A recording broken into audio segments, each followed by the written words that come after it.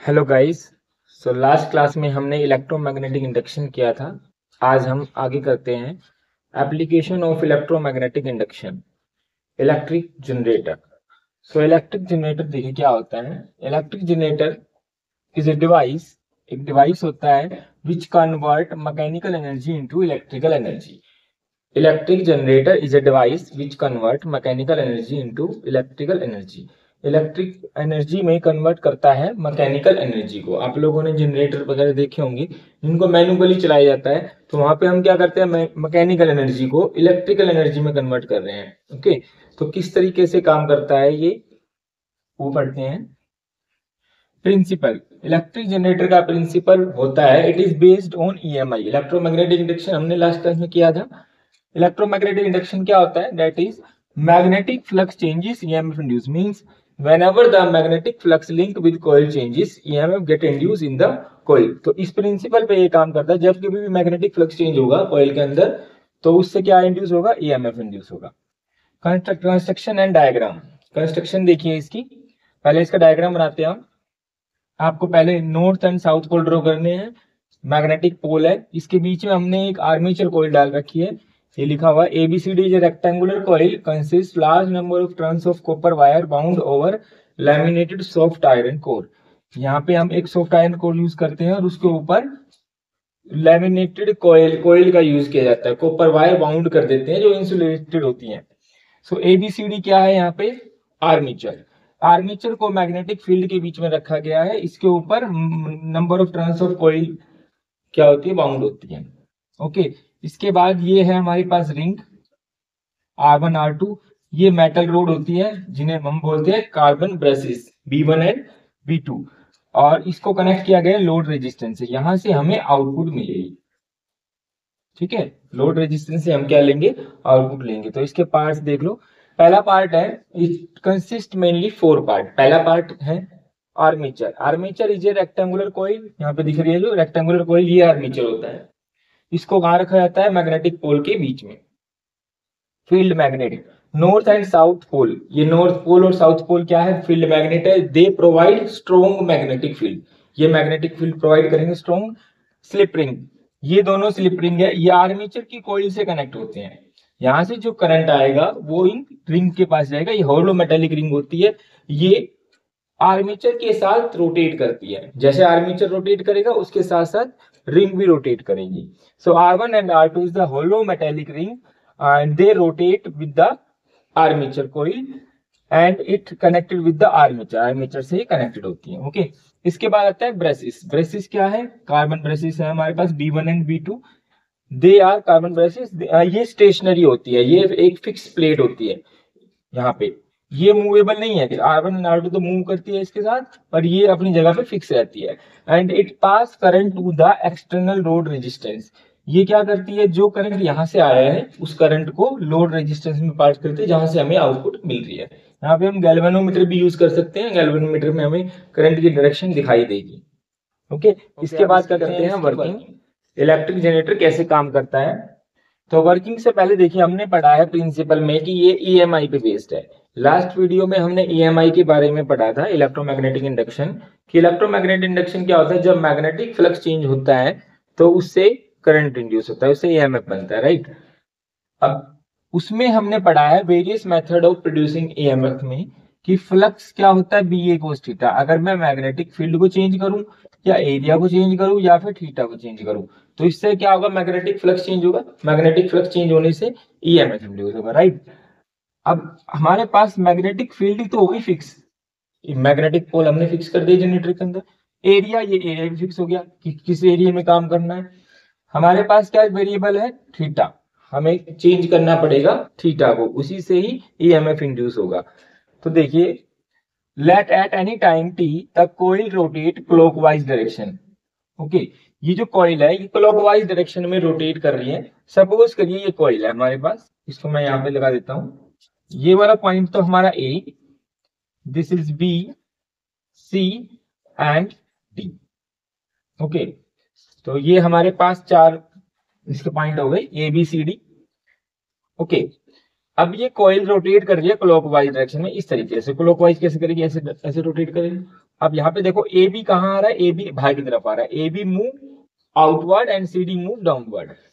ए B upward बाहर की तरफ निकल रहा है और सी डी की वैल्यू कहाँ जा रही है, सी डी की जो आर में सी डी वो डाउनवर्ड जा रहा है, नीचे की तरफ जा रहा है। By using Fleming right hand rule we can determine the direction of current.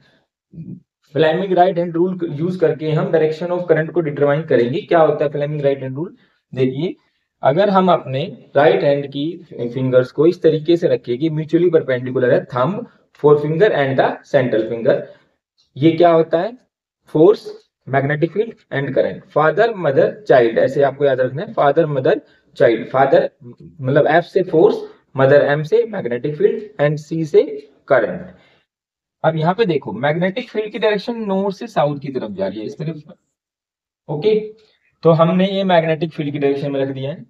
अब ये जो थंब है ये क्या दिखा रहा है, ये ए बी वाला जो फेस है ये आउटवर्ड आ रहा है। ओके, तो थंब क्या दिखा रहा है, बाहर की तरफ फोर्स लग रहा है। डायरेक्शन ऑफ करंट ये वाली फिंगर दिखा रही है इधर, मीन्स ए से बी करंट की डायरेक्शन कैसे जाएगी, ए से बी की तरफ जाएगी। अगर मैं सी डी की बात करूं, सी डी कहां जा रहा है, डाउनवर्ड। वापस से अगर आप फ्लेमिंग रूल यूज करेंगे इस तरीके से तो ये ऐसे यूज होगा। देखो मैग्नेटिक फील्ड की डायरेक्शन हो गई, थंब क्या दिखा रहा है, direction of current. Direction of current कहां जा रही है, डाउनवर्ड, क्योंकि सीडी अंदर की तरफ जा रहा है।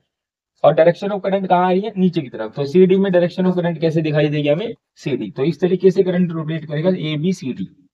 तो करंट की डायरेक्शन क्या होगी हमारे पास, ए बी में ए से बी की तरफ फ्लो करेगा, सी डी में सी से डी की तरफ फ्लो करेगा। आफ्टर हाफ रोटेशन, जैसे ही हाफ रोटेशन पे पहुंचेगा, कब जी, जब कोई ऐसे घूमती हुई यहां तक पहुंच जाएगी। अब इसके बाद देखो ये जो ए बी वाला फेज है अब वो डाउनवर्ड जाने लग जाएगा, ठीक है। और सी डी कहां आने लग जाएगा, बाहर की तरफ, upward. C D move up and A B move down, A B down जा रहा है, सी डी अप जा रहा है। अब डायरेक्शन ऑफ करंट क्या हो जाएगी, रिवर्स्ड। बिकॉज अभी देखो सी डी डाउनवर्ड जा रहा था तो डायरेक्शन ऑफ करंट सी से डी नीचे की तरफ थी। अब ए बी डाउनवर्ड जा रहा है तो ए बी में डाउनवर्ड करंट आएगा, यहाँ बी है हमारा, यहाँ ए है, राइट। तो डायरेक्शन ऑफ करंट क्या हो जाएगी, रिवर्स हो जाएगी। ये हमारा डायग्राम चेंज हो जाएगा इसे, और यहाँ पे हम लोगों को क्या दिखाई देगा, ये वाला पॉइंट तो आ जाएगा सी, ये डी, यहाँ पे ए, यहाँ पे बी। तो डायरेक्शन ऑफ करंट कुछ ऐसे दिखाई देगी, डी सी से, यहाँ पे डी है, यहाँ पे सी है, सॉरी, डी से सी और बी से ए। डायरेक्शन ऑफ करंट क्या होगी, ए बी में बी टू ए होगी और सी से सी डी में डी टू सी। तो डायरेक्शन ऑफ करंट यहाँ पे रिवर्स होगी। In this way we get the alternating current, इस तरीके से हमें अल्टरनेटिंग करंट मिलता है, कुछ ऐसे। अब इसका डेरिवेशन करते हैं। डेरिवेशन देखिए, डेरिवेशन में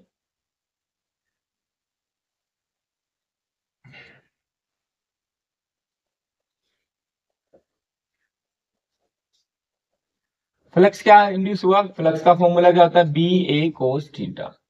यहाँ पे थीटा की वैल्यू हम यूज करेंगे ओमेगा टी, क्योंकि यहाँ पे एंगुलर मोशन हो रहा है, राइट। तो एंगुलर फ्रीक्वेंसी का यूज होगा। फ्लक्स की वैल्यू हो जाएगी N B A cos omega t. N क्या है, number of turns of the coil. Okay, अब ईएमएफ का फॉर्मूला हमने पढ़ रखा है, क्या होता है, d phi by d t, Faraday second law से। D phi by d t, phi की वैल्यू पुट कर देंगे minus d by d t. Phi की वैल्यू होती है एन बी ए कॉस ओमेगा टी। तो ईएमएफ की वैल्यू क्या आएगी, माइनस, अब इसका डेरिवेटिव करेंगे तो देखो एन बी ए ये तो कांस्टेंट है, तो हमें टी के रिस्पेक्ट में करना है डेरिवेटिव। तो एन बी ए तो बाहर आ जाएगा और डेरिवेटिव करेंगे कॉस ओमेगा टी का। कॉस का डेरिवेटिव होता है माइनस साइन, ईएमएफ की वैल्यू आ जाएगी माइनस एन बी ए।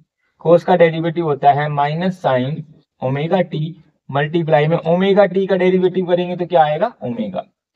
तो ये वैल्यू आ जाएगी हमारे पास ओमेगा एन बी ए, ये नेगेटिव नेगेटिव पॉजिटिव हो जाएगा, साइन ओमेगा टी। ये वाली जो वैल्यू है इसको हम लिखेंगे E nought, peak value of alternating current. यहाँ पे ई नोट हो जाएगा हमारा ओमेगा एन बी तो ये हमारे पास क्या वैल्यू आ जाएगी, E is equal to E nought sine omega t. और करंट की बात करेंगे तो करंट क्या आ जाएगा, I is equal to E by R होता है, और E की value E nought sine omega t upon R. So I की वैल्यू आ जाएगी E nought, sorry I nought sine omega, ठीक है। और अगर इसकी वेव फॉर्म की बात करें तो वो कुछ ऐसे बन जाएगी, इस तरीके से हमें करंट दिखाई देगा, अल्टरनेटिंग करंट। ओके, ये इलेक्ट्रिक जनरेटर टॉपिक था हमारा। इसके बाद नेक्स्ट क्लास में हम नेक्स्ट टॉपिक करेंगे। ठीक है जी, थैंक यू।